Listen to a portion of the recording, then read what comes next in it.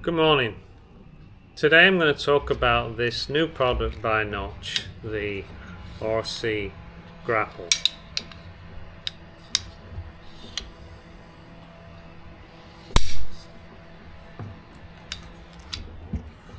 So I've been using grapple hooks for tree work, in tree work, for probably since I moved to Vancouver Island, which was about 13 years ago now. But they've actually been around and utilised in tree work for decades, in both the fold down claw style and the more rigid fixed hook style. So this particular design was inspired by my own personal experience of using grapple hooks and the techniques involved. So I'm going to talk through some of that today. I'm going to talk about the features of the design and the techniques of how to get the best out of it. So there's 2 points of attachment. There's one to hang on your harness. Obviously in this position it's very slick and is not gonna snag on anything. And then there's the other attachment point for your lanyard or throwing line. The good thing is with 2 attachment points, it never needs to be disconnected from you and just loose at any time, so you're not going to drop it. So you've got 2 options for attaching your lanyard. This is how it's going to come with this little tether or sling on it. So you can go straight to it with a carabiner like this, or which is quick and convenient, and then the lanyard is freed up for other uses while the grapple is stored on your saddle. The other option is to bolt in a fixed line spliced eye. I would imagine this is going to be the preference of forestry climbers who are doing a lot more traversing between trees and longer shots, so they have like a designated long line for that kind of work. There are advantages to both, which I'll go through later. The grapple weighs 1.4 pounds. In tree work it's always tempting to create the lightest equipment possible for climbers, but in the case of grapple hooks it's not helpful. You have to strike a balance there, because what can happen with super light hooks is, especially if you're using a long line, if you're throwing to 20 feet or more, the line can end up weighing more than the grapple, and it becomes very difficult to actually flick it and manipulate it over and through branches or part of the canopy, whatever, to snag the actual limb that you want. And this is made worse if you're working in wet weather, and the line gets saturated, and then the line weighs even more. So that's why it weighs what it weighs. Again, this comes from experience, my experience. There was certainly lots of scope to take some weight out of it, but it was upon my own insistence that we actually did not. When you're using the grapple, my suggestion that you would stick to limbs or branches that are 4.5 inches or less, and you do have to use your judgment. I have used it on considerably bigger than that, but as a rule of thumb I would say 4.5 inches or less. But it's something that you build on your experience, and the end of the day, it's down to the climber to make that call, you know, because not all limbs are symmetrical either. The folding aspect of the design is not just so it hangs nicely on your harness either. It's so when you throw the hook into tight gaps, it can deflect favourably and pierce its way through and then open up on the other side. This is particularly useful here where I live, where we're often working on very congested conifers with many limbs, so that's a very useful feature. If you are attaching the lanyard directly to the bolt, make sure you use a tight eye. Don't use like a big wide eye splice, because what you don't want to happen is when it's on there, if you're using a wide eye, you don't want it riding down the side. So go with a tight eye. I'll show you now how it goes in. I've had to change position because the sun has suddenly made an appearance.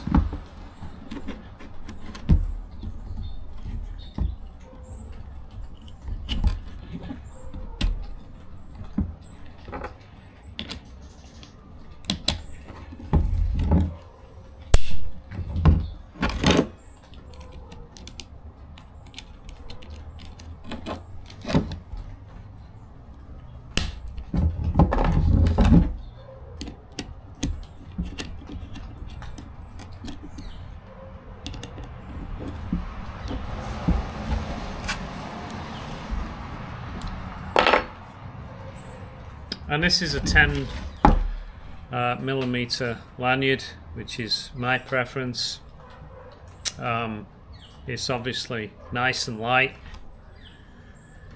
It doesn't weigh too much when it gets soaked, and it takes up less storage space. I like to stuff the lanyard in a bag, preferably one with a drawstring, so it doesn't fill it with sawdust. I know a lot of the forestry climbers like to wrap the whole thing up. You know, I'm not sure how well that's going to snag on there. It might slip off, but that's up to them. However they do it, it's probably a way of making it bite.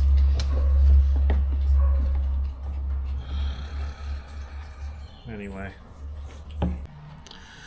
so no matter what your level of experience and skill, if you've never used a grapple, whether it be this one or a different one, and you're thinking, well, why should I buy one? I've managed up to now, and I don't need to traverse between too many trees. So let's just think about working within a canopy itself. So a good way of a good analogy I could make is I mean, let's say this lanyard is 15 foot. This is how far I can reach anything with this 15-foot lanyard.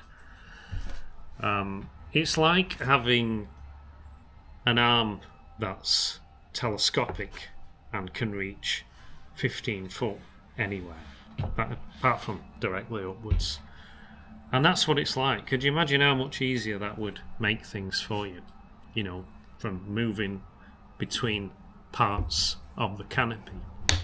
And when I say moving between parts of the canopy, I mean taking shortcuts, as opposed to being limited to the architecture of the tree, the network of limbs that you have to usually walk down to get from A to B. You may have to go up and over a limb and then, you know, back down just so you get a favourable line angle. Whereas with a hook you can, you know, instead of going from A to B to get to C, you can go from A to C, because you can you know, so long as you have a pretty good tying point, you can just take a direct line by throwing the hook. You can also use it for, you know, obviously getting hangers out that you may have missed. You can use it for limb walking itself, you know, in wet weather in particular. When instead of slipping and sliding, trying to scramble your way out on a limb, just think how much easier it would be to have a preset line out there that you can actually pull yourself along and capture your progress while working, obviously, your main anchor point, wherever that may be. A friend of mine, Mike, often, or did, I think he may have left the country now, he would use his hook for tip reducing conifers. We do quite a bit of that work here where you take end weight off the lots of long limbs, so he could find himself a decent perch on one of the limbs and then just throw the hook around to whichever limb he wanted to prune the end off and actually pull it to him. So instead of pulling himself to the limb, he would pull the limb towards where he could then reach it with the saw. And I've heard of a few people doing that. I've done it more sparingly, and it's not limited to conifers as well. It's useful on all kinds of trees when you've just got something that's you can nearly reach but you can't just reach it, and then you throw your hook, pull it a bit closer. The hook obviously as well keeps it kind of steady while you make your pruning cut. So but by no means are you limited to just traversing between treetops, and it's the sort of tool and technique that, you know, you start using it and ideas come to you, and then you after a while you'll never be without it. You just integrate it, and you find that you're just not having to work as hard. You may well be capable of doing all that hard work without it, but why if you don't have to?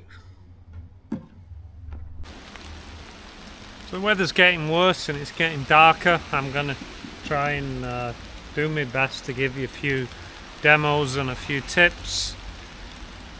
I'm gonna wear this helmet, but I'm not gonna wear glasses. This is my garden, and I'm not likely to poke myself in the eye with anything. If I do some climbing, I will wear some glasses, but not down here. When you're throwing a grapple hook, or even a bundle of rope for that matter, what you should do, and what I see people not doing, is judge how far you need to throw the rope, and then make a bundle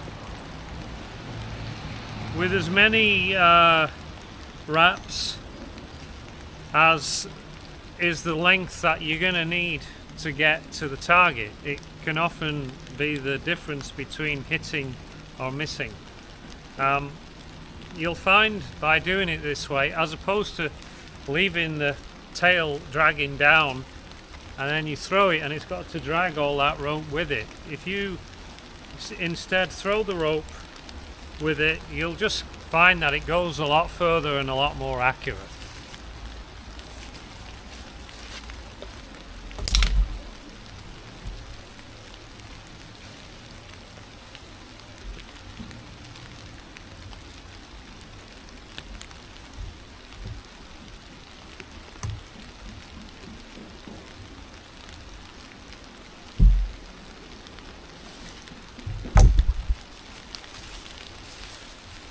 So did you see that way that it kind of orientated itself, even with the carabiner on?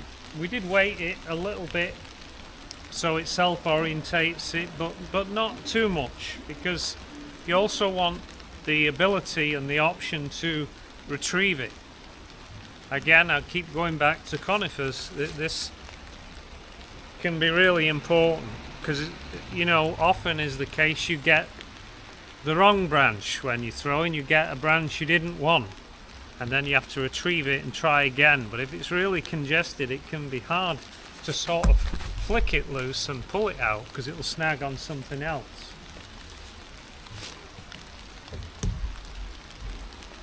So it's naturally going that way. If I put a twist on the line, I'm going to stand here so you can see me doing it. Now the further back, the more rope you have, generally the more twists you have to put on it before it makes its way to the point of turning the hook. But if, you know, it still works regardless. It just takes more twists if you're 20 foot away. So let's say we didn't want this branch, we wanted a different one, or we wanted to retrieve it for whatever reason. So we just put a twist on the line like I'm doing.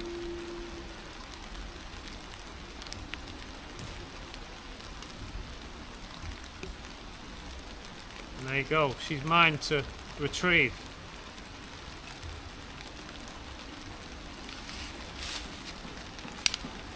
And the same for the using the spliced eye without the carabiner in the sling as well.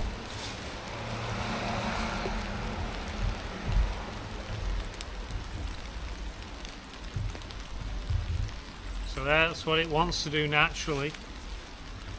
And if you've got something awkward here, if there's a bump or maybe on a thicker limb than this and it's not wanting to twist on the branch you're trying to snag, then you can use the same technique. Just twist the rope to get it to do, you know, if it's being awkward, just twist it to help it on its way a little bit more. Then we'll try and get it out.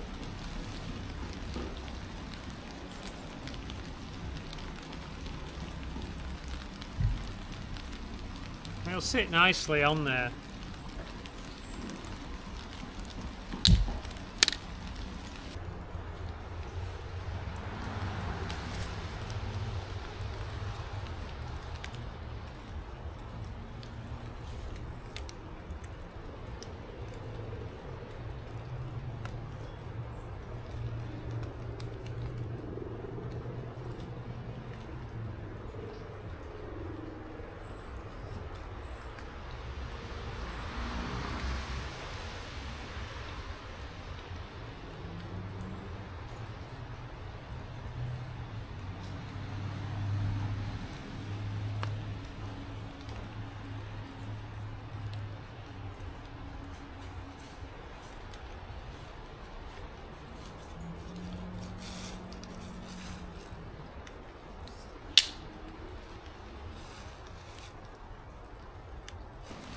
Okay, so this is more like sort of 5 inches. We'll hook it on there. So that's totally secure as it is there. I mean, I did say stick to 4.5 inches, but we'll just use this as an example. Well, let's say you somehow got a bad shot and it was kind of not quite on. I'm going to use the other camera for this actually.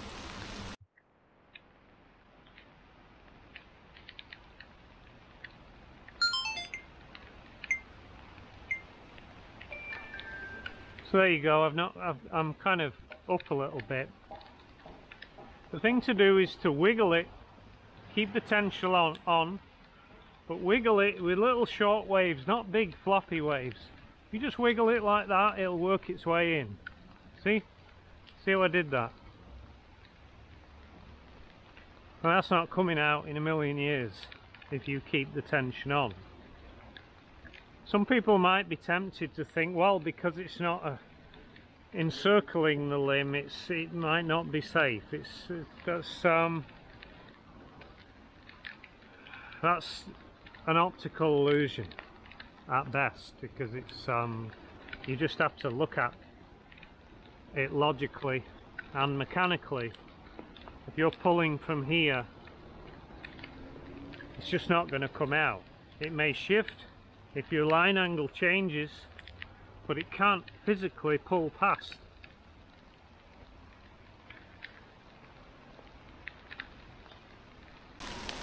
So the weather's not gonna change, it's just getting worse. I think I'm gonna leave the climbing part because I'd like to show you what I spoke about earlier, taking direct routes to parts of the tree instead of having to follow the branch network. I wanted to give you some examples of that and just show you how much time you can save taking a direct line, but the lenses are just going to get soaked and I won't be near enough to them to keep wiping them, so that'll have to wait for the next video.